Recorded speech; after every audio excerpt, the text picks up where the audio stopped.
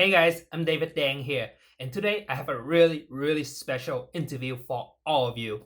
The guest is an investor on Shark Tank. Can you guess who that is? It's the people shark Daymond John. Like, it took me over a year to make this happen. I have worked with his team to done some promotion for his side projects in the past, so I have the contacts through people who work directly with Daymond. And every time I reach out to his team to ask if I could potentially interview Daymond to share his wisdom with my audience, they were like, Daymond is too busy at the moment. If anything changes in the futures, we'll let you know. Then a few days ago, after I finished lunch, I was about to get back to work. I saw an email titled Call with Daymond Today. I was quite confused and wasn't sure what was happening. Then I opened the email. It literally said, Daymond is available in an hour for the interview that you have been requesting for. Are you available?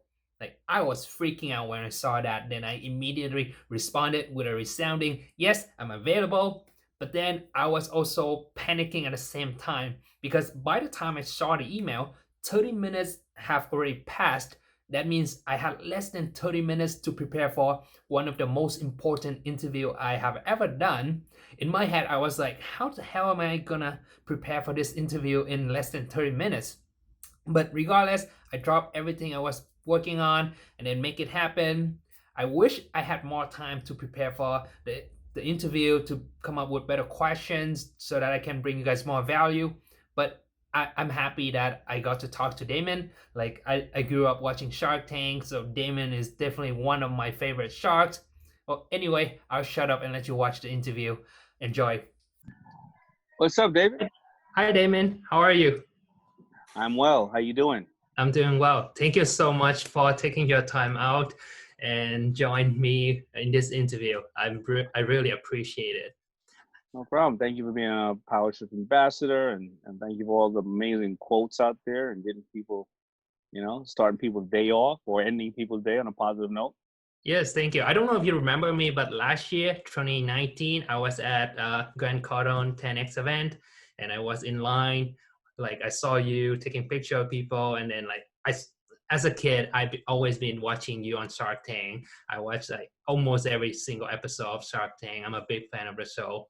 And yeah, I saw you on TV, and then on that day, I just saw you in person in real life. I was like, this is Daymond John. Like, I was so Mm-hmm. excited, and like, I know I wanted to say something, and yeah, I was just literally make a 5-second pitch to you on that day. I was like, can I promote anything for you? I'd be happy to do it for free. And I have, back then I had 500,000 followers on Instagram, and you said yes. And I got the contact information, and that's why we're here today. But I thank you so much. Like, I really appreciate your time. No, I So appreciate you too. I mean, you are the embodiment of an entrepreneur.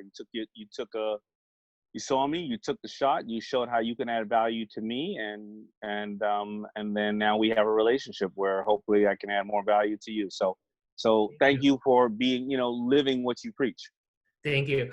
Okay, well, to those who don't know who he is, this is the people shark, Daymond John, and he's the founder of FUBU, an investor on Shark Tank, and the author of multiple New York Times best-selling books, including The Power of Broke, Rise and Grin, and he's released a new book called Powershift, which I have right here, right now, which we will talk in a little bit.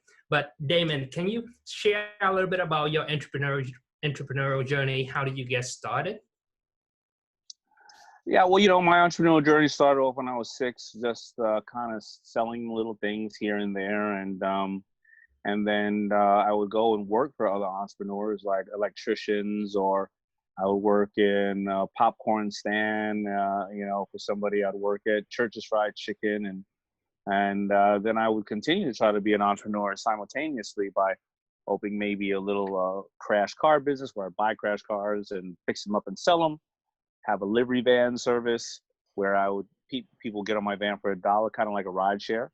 Mhm. And then I came across something that, I mean, all those things were okay, but I was doing them to make money because I just wanted to not be such a burden to my mother. But then I came across something that was a hobby.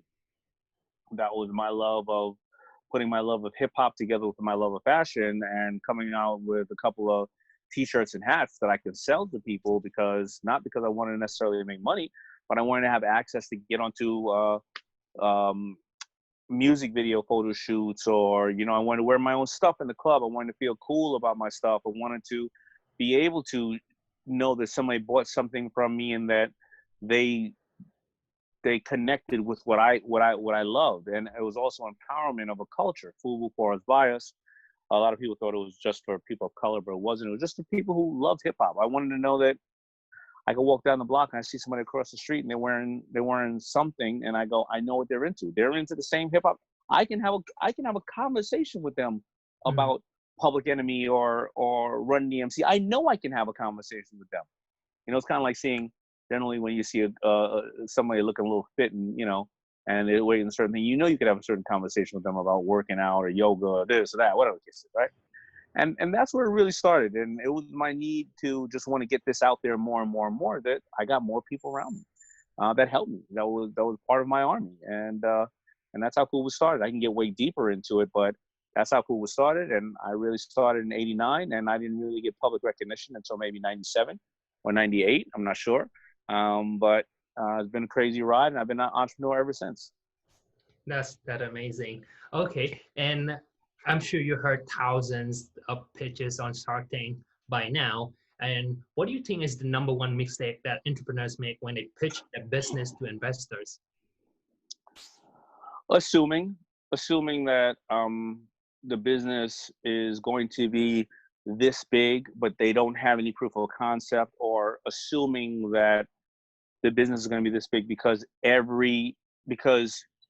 assuming that I can dunk a basketball because Michael Jordan can, but I never dunked a basketball, right? And a lot of people get on there and they say, well, this business is a $50 billion business, meaning this industry, right? Like the thing that's holding my phone accessories, somebody would say, it's a $50 billion industry, and if I only get a little piece of it. But that doesn't guarantee anything, that's assumptions, right? So that's the number one thing that really turns off any investor, because you immediately say you don't know what you're talking about. Mm-hmm. Okay, I see. And I know when you're making a deal on Shark Tank, you always negotiate. And that's one thing I love about you. You always negotiate on every single deal. I don't like I think you rarely ever accept the deal the way it is.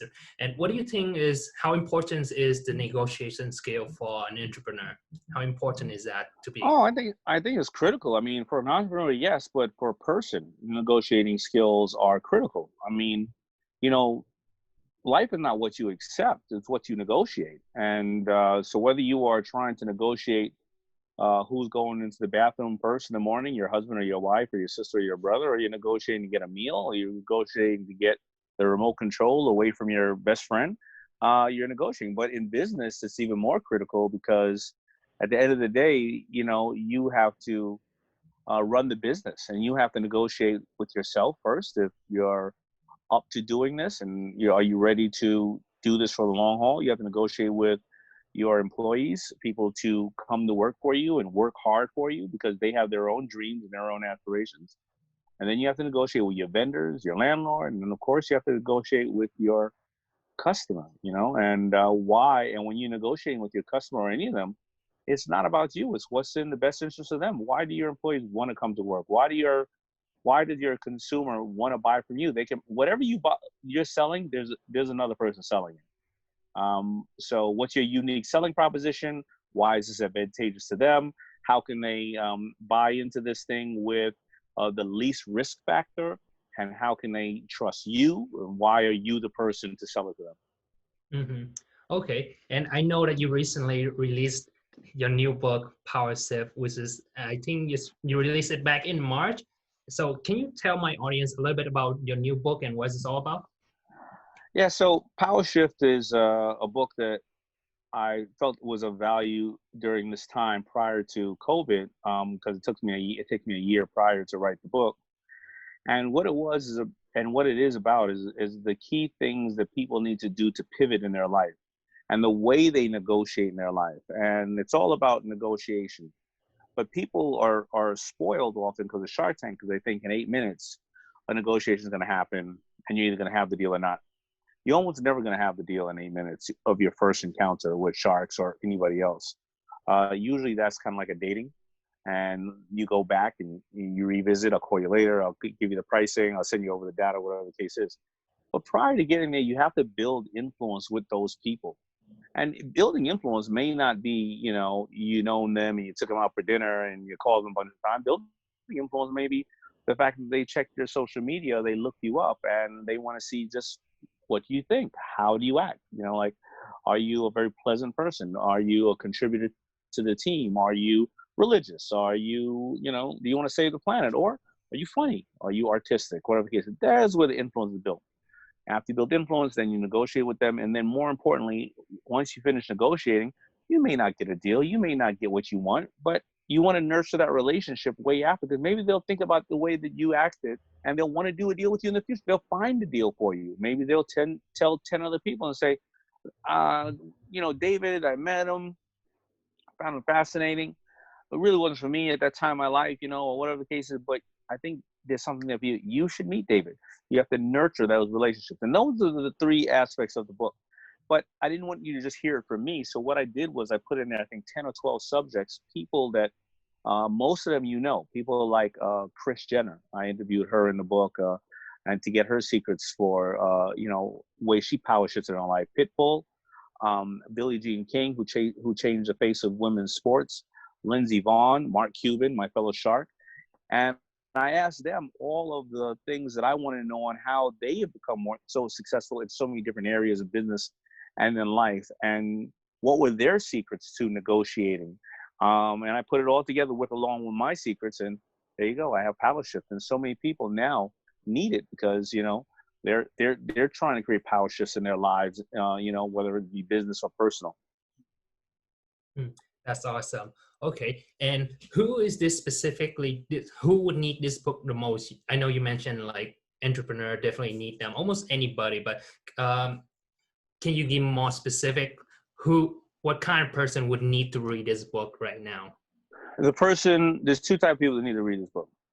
The person who feels like they don't know where to start, they can't get out the gate, and that for some reason everybody else is in control of their power or holding them back. That their boss is holding them back, their wife is holding them back, their parents or society is holding them back.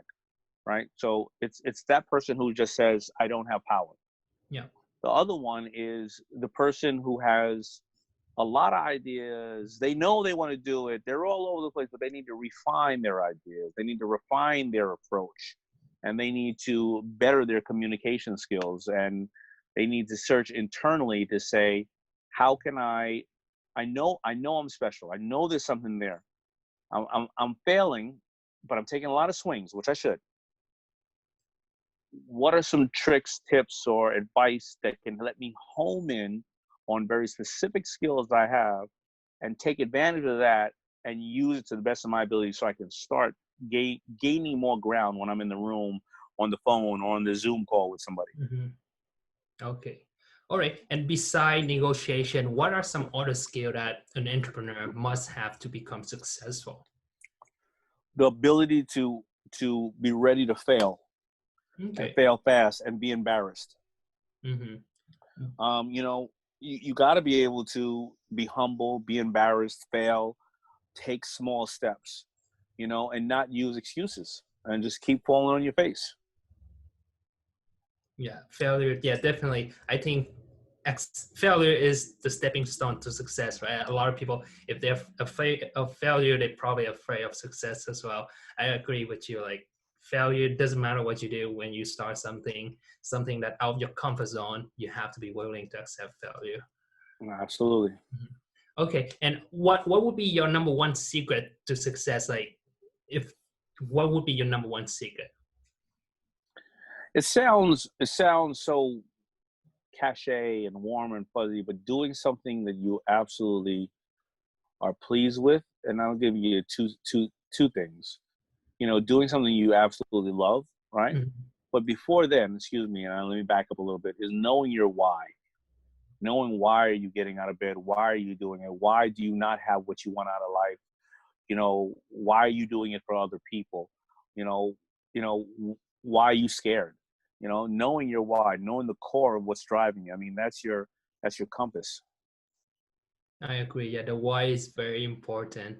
If you don't have a strong enough why, is you people will have a hard time getting through this difficult times.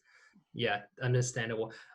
So if you were to start over again, what would you do today? Let's say if you were to lose everything in today's environment with the pandemic, with COVID and everything, what would you do?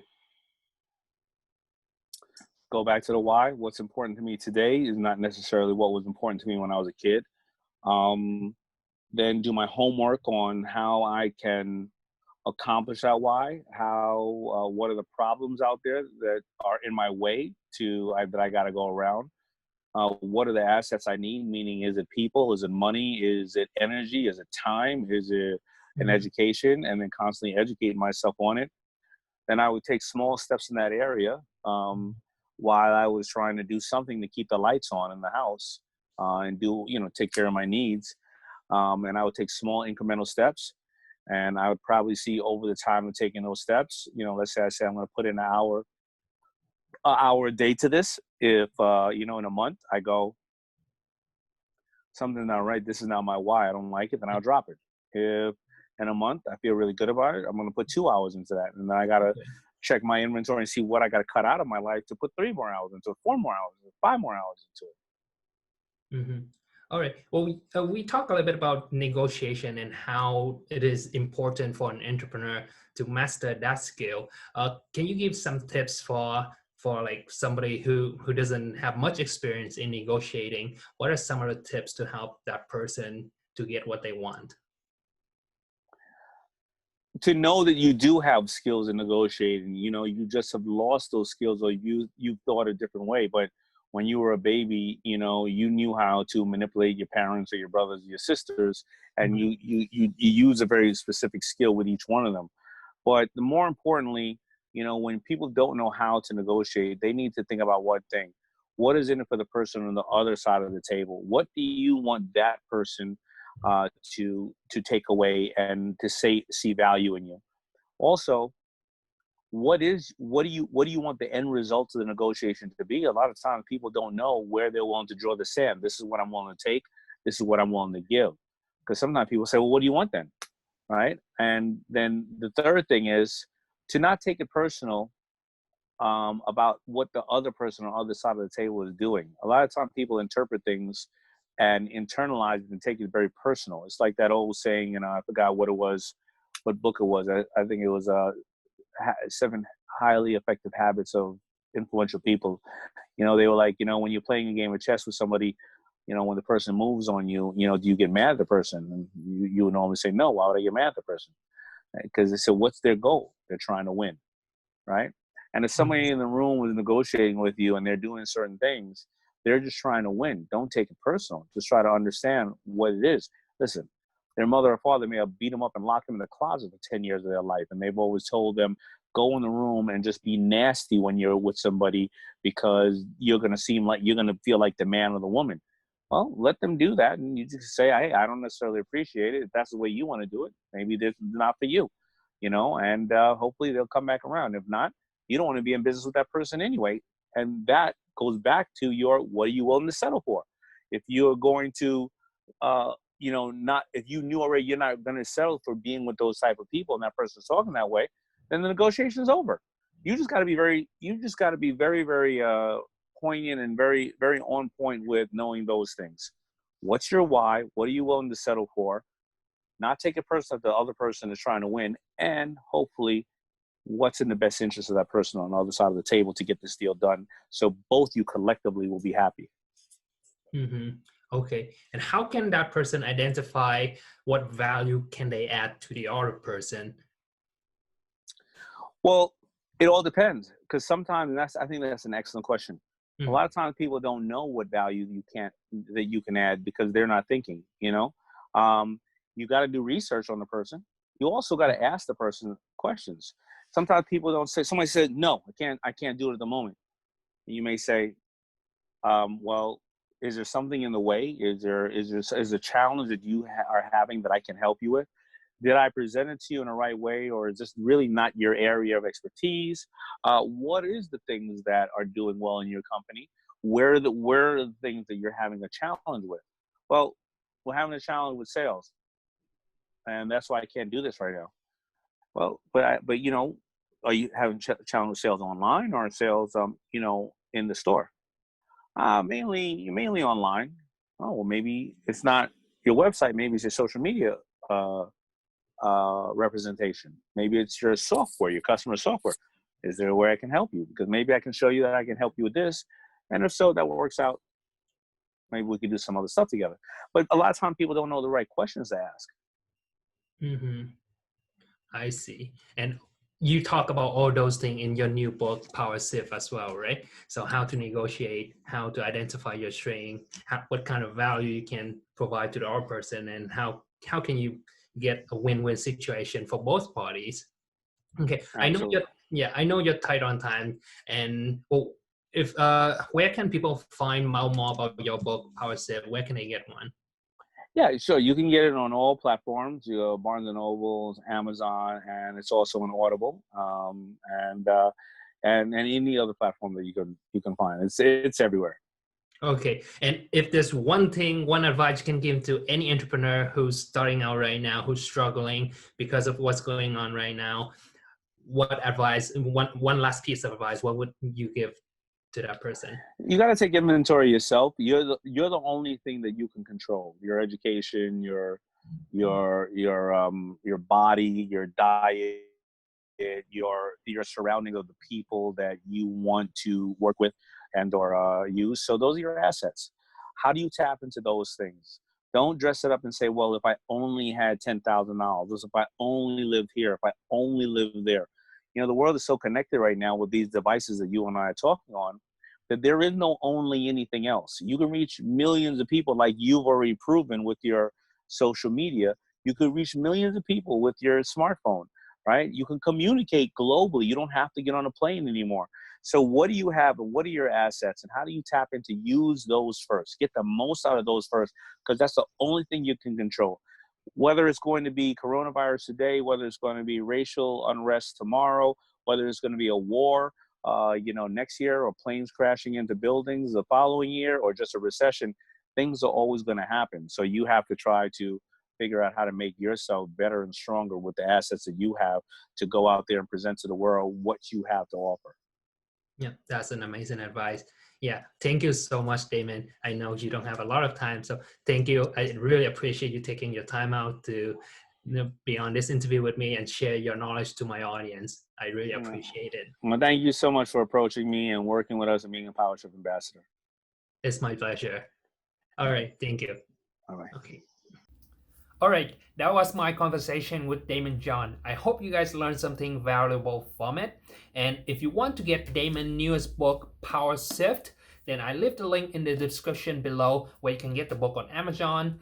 And if you're somebody who looking for more success, to learn how you can influence other people, to learn how you can negotiate, make a deal, and build a lasting relationship with other people, then this is the book you need to get, Powershift from Daymond John.